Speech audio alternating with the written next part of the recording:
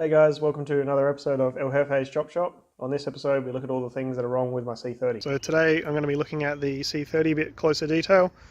The front hub assembly is a single rear wheel assembly, which I already knew. So this should be about 2 or 3 inches longer for the dual wheels, which is fine. However, a few people have told me that the back is also a single rear wheel.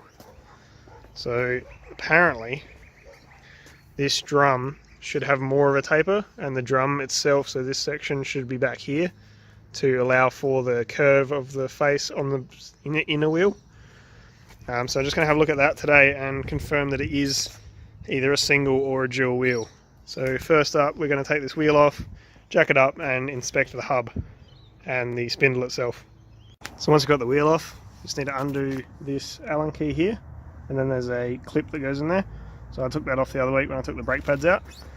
So after doing that, this caliper should lift up and off and just rest it on the mounts so it's not hanging by the brake line. So to get the hub off, you need to take this cap off, which is a grease cap. Pull that off, there's a split pin, pull that out. There's a nut, and then a washer, and then a bearing, and then the whole hub comes off. So I've just taken that dust cap off, cleaned it up a bit. There's a grease everywhere obviously, and there's a split pin here, so you want to fold those guys back, pull him out this way, undo that nut, there's a washer and a bearing. So I'll pull all that, I'll lay it all out, and I'll show you how it all works, or how it all goes in. So as you can see, it's a pretty simple setup. There's a nut, the washer with a little tab, and the bearing. So the bearing goes in first to get it square, otherwise it doesn't want to go in. There we go. And then the washer, so the little tab on it like that, goes on the groove here. So there's a little cutout there in the thread. Push that all the way home. And then the nut just goes on the front. So as you can see, the spindle is in quite good condition. There's no real marks or anything on it. You can see one of the bearings was sitting here. The other one was sitting up the back on this section, and the seal seats on that step there. So overall I'm pretty happy with the condition of that.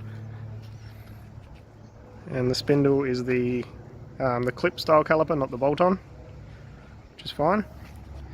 And this is the single rear wheel front rotor, which is only really the thin one compared to the other one, which I'll put a photo of on the screen.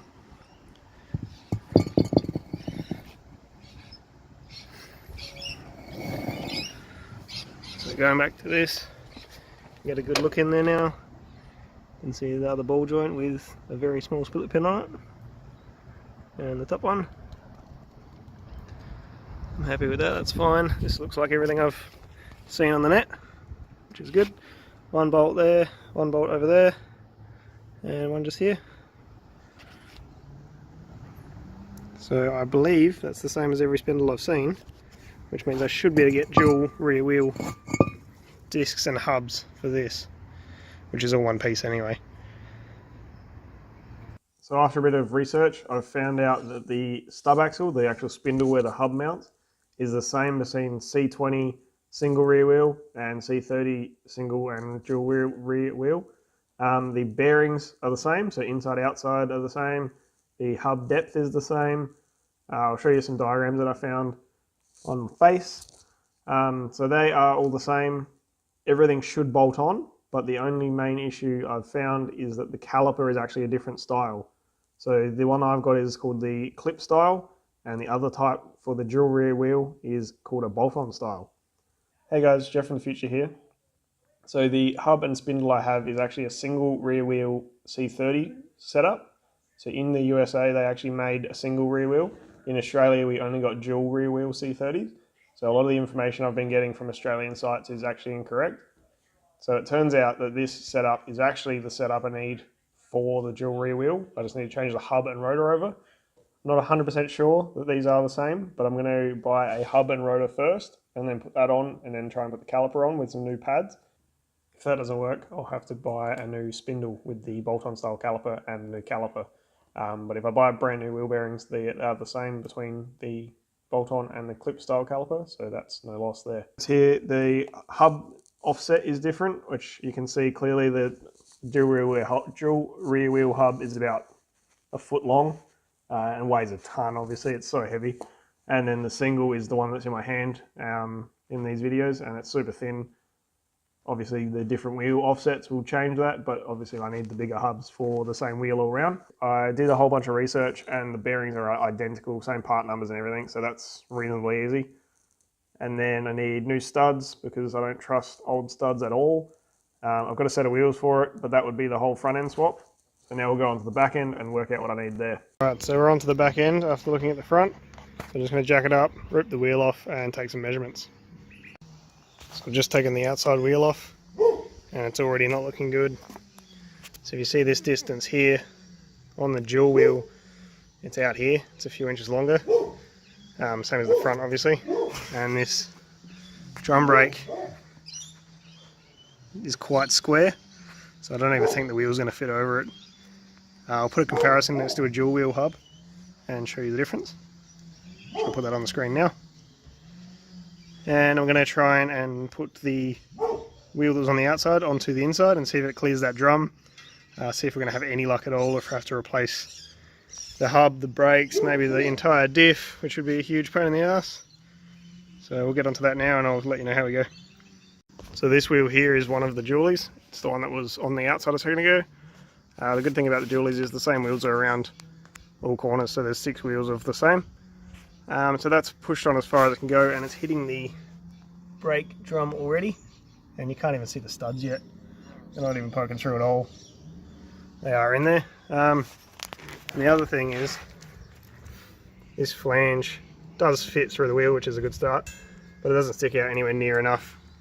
Of course, if it went onto the studs, it'd go maybe another 40mm further on, but it's still just not enough. So it's looking like this is a single rear wheel rear end, which is not at all what I wanted. But I do have a single rear wheel style wheel, so I'll give that a test and see if that clears on the back, and that'll just confirm that this is a single rear wheel diff, or at least a single rear wheel hub and brake. And then I'll have to try and sort out some spares to swap all this over. So this is some rather bad news. That's a single rear wheel on a diff that is supposed to be a dual rear wheel, but it's not. As you can see, it actually clears the drum by a fair amount, and bolts on flat against the wheel mounting surface back here. Quite a lot of hub hanging out the front. Studs go all the way through, and spins no worries. So that is definitely a single rear wheel rear end. The other thing to notice is this leaf spring pack looks suspiciously like a C20, which didn't come out with dual rear wheel. The C30 has another leaf spring over the top. I'll get a photo of that and put it on the screen. So after looking at the rear end of this C30, it's definitely a single rear wheel diff, which is a real pain in the butt because they need to swap the whole diff over. They're different length housings and different drum brakes, different hubs.